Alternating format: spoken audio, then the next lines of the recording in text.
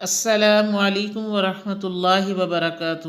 خیرکم من تعلم القرآن وعلمہ، تم میں سے بہتر وہ ہے جو قرآن سیکھے اور دوسروں کو سکھائے۔ نحمدہ ونصلی علی رسولہ الکریم، اما بعد فاعوذ باللہ من الشیطان الرجیم، بسم اللہ الرحمن الرحیم۔ رب اشرح لی صدری ویسر لی امری واحلل عقدۃ من لسانی یفقہوا قولی، ربی زدنی علما ربی زدنی علما ربی زدنی علما۔ آج انشاءاللہ ہم سورہ البقرہ کی آیت نمبر 187 کا ترجمہ اور تفسیر پڑھیں گے، جس میں میاں بیوی کا تعلق، مباشرت کا مقصود، روزے کے اوقات، اعتکاف کے احکام، حدود اللہ بیان کیے جائیں گے۔ اللہ سے دعا ہے کہ جو کچھ ہم پڑھیں سنیں، اللہ ہم اس پر عمل کرنے کی توفیق عطا فرمائے، آمین۔ أحل لكم ليلة الصيام الرفث إلى نسائكم هن لباس لكم وأنتم لباس لهن۔ تمہارے لیے جائز ہوا روزے کی رات میں بے حجاب ہونا اپنی بیویوں سے، وہ تمہارا لباس ہیں اور تم ان کا لباس ہو۔ آپ جانتے ہیں کہ اسلامی شریعت کے احکام آہستہ آہستہ نازل ہوئے ہیں۔ اہل کتاب یہود کی طرح مسلمان بھی روزوں کے ایام میں رات کے وقت سونے کے بعد بیویوں سے صحبت سے باز رکھتے تھے۔ اس آیت کے ذریعے اس میں نرمی کی گئی اور رات کے وقت مباشرت کی اجازت دے دی گئی۔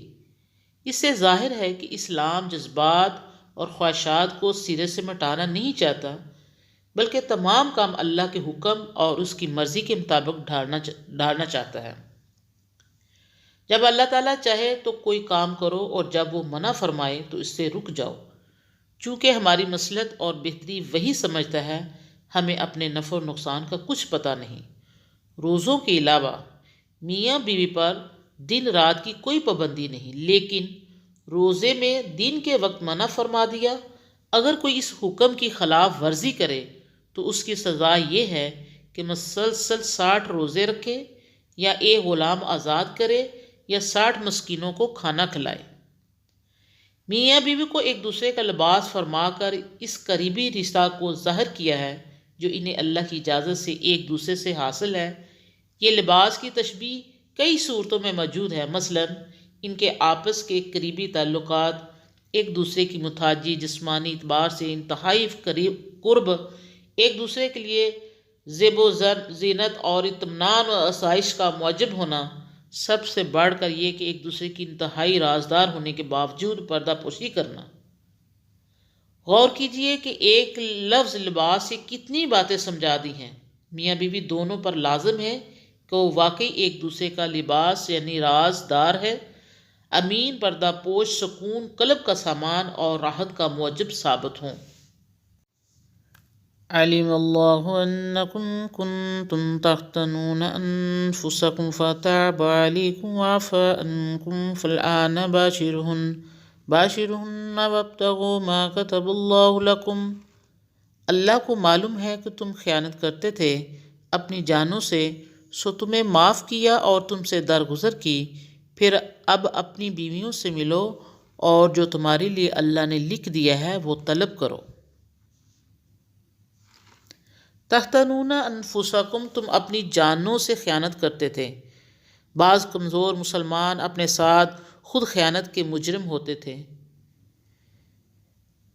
باشرہن، اپنی عورتوں سے ملو، جس کے معنی ہے عورت سے صحبت کرنا۔ پچھلے سبق میں ذکر ہو چکا ہے کہ ابتدائی اسلام میں اہل کتاب کی طرح مسلمان بھی روزوں کے ایام میں سونے کے بعد بیوی سے صحبت نہ کرتے تھے، مگر بعض لوگ جذبات سے مغلوب ہو کر اس پابندی کو توڑ بیٹھتے، یا کسی کے دل میں خیانت کا ارادہ اور جذبہ پیدا ہوتا۔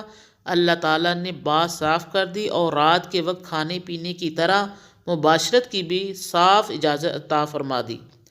ابتغوا ما کتب اللہ لکم، جو اللہ نے تمہارے لیے لکھ دیا ہے وہ طلب کرو۔ کسی چیز کے طلب کرنے اور حاصل کرنے کی کوشش کرنا، ما کتب اللہ، جو اللہ نے لکھ دیا ہے، اس سے مراد اولاد اور نسل ہے جو مباشرت کے نتیجے میں پیدا ہوتی ہے۔ اجازت دینے کے ساتھ گویا ایک تنبیہ بھی کر دی، بعض عورتوں کے پاس اولاد پیدا کرنے کے غرض سے جانا چاہیے۔ مباشرت کے عمل سے اگرچہ طبی لذت بھی حاصل ہوتی ہے، لیکن اسلام نے اس عمل سے اصلی اور بڑا مقصد حصول اولاد اور افزائش نسل رکھا ہے تاکہ انفرادی لذت مجموعی مفاد کا سبب بنتی رہے۔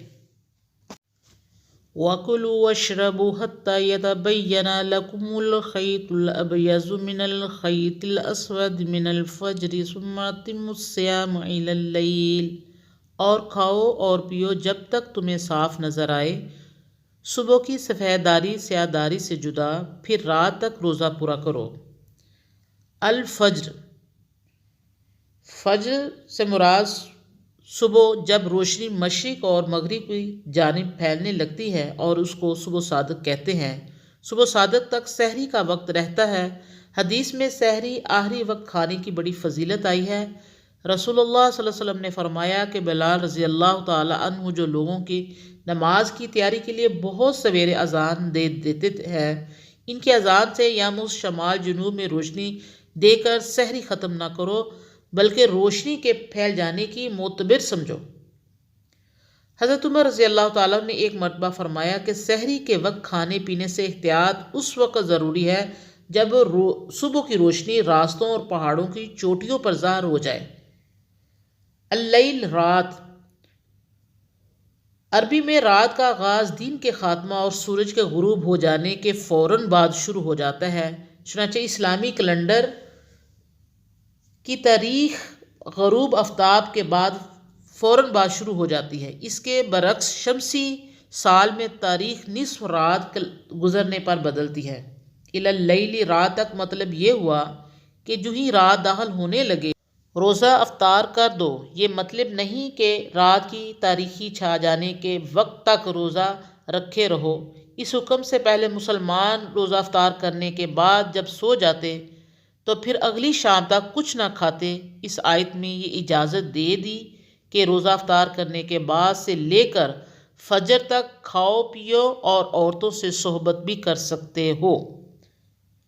یہ ایک اور رعایت اور سہولت ہے جو بعد میں دی گئی کہ جب تک رات کی دھاری صبح کی دھاری سے جدا ہو جائے کھانے پینے کی عام اجازت ہے، اور پھر سحری ختم ہونے کے بعد سارا دن روزہ رکھنا ہوگا حتیٰ کہ سورج غروب ہو جائے اور تاریکی پھیلنی شروع ہو جائے۔ اس حکم سے یہ بھی پتہ چلتا ہے کہ بغیر سحری کھائے ہوئے اور روزہ افطار کیے مسلسل رکھتے چلے جانا مکروہ ہے۔ اسلام اعتدال کی راہ سکھاتا ہے، شدت اور سختی پسند نہیں کرتا، لہذا شریعت نے جو طریقہ مقرر کیا ہے ہمیں اس کی پابندی کرنی چاہیے اور جو رعایت دی ہے اس سے فائدہ اٹھانا چاہیے۔ وَلَا تُبَاشِرُوهُنَّ وَأَنْتُمْ عَاكِفُونَ فِي الْمَسَاجِدِ، اور عورتوں سے نہ ملو جب تم اعتکاف میں ہو مسجدوں میں۔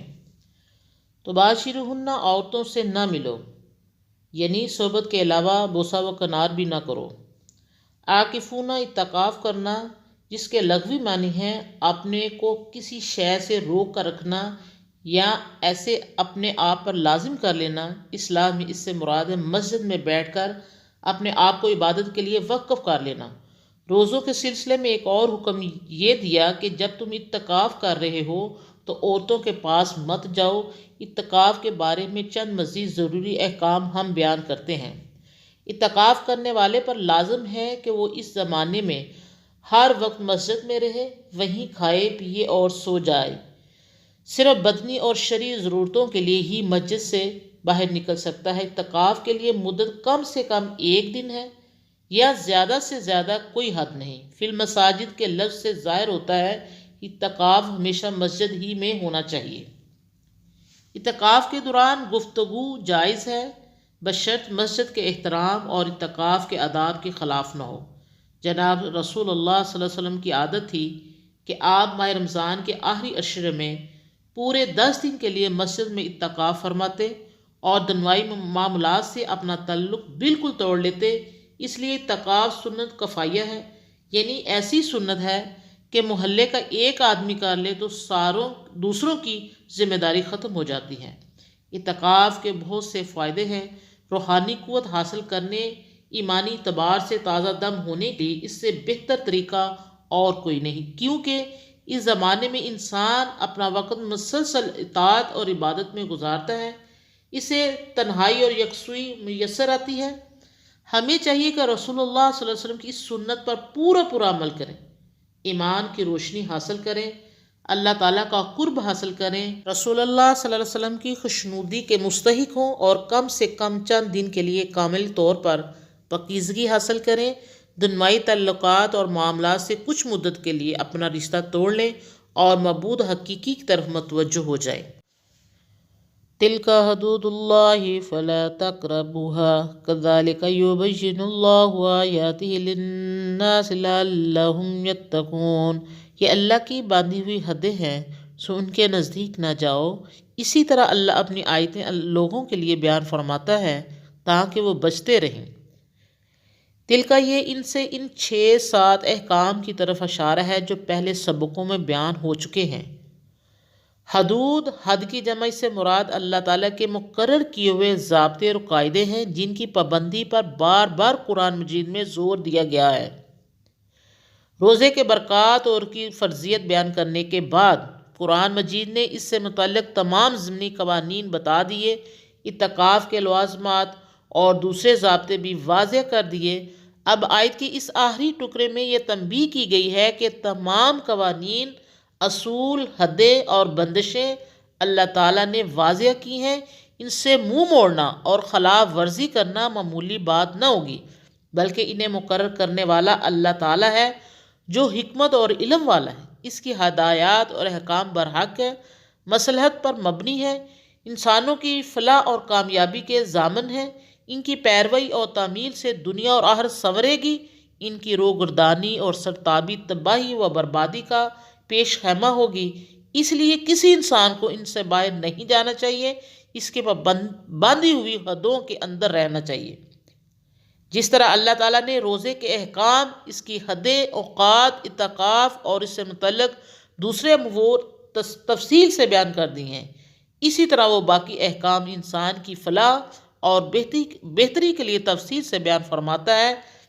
ان پر مضبوطی سے کاربند ہونے سے انسان میں تقوی، پرہیزگاری، جذبہ اطاعت اور فرما برداری، اخلاص اور اثار، پاک دامنی اور پاک بازی، نیک عملی اور نیکوکاری پیدا ہوگی۔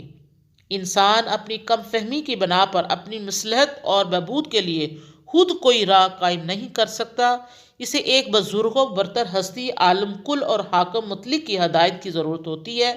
وہ خدائے واحد ہے جس نے نہایت شفقت سے کام لے کر ہمیں کامیابی اور کامرانی کی راہ بتائی ہے۔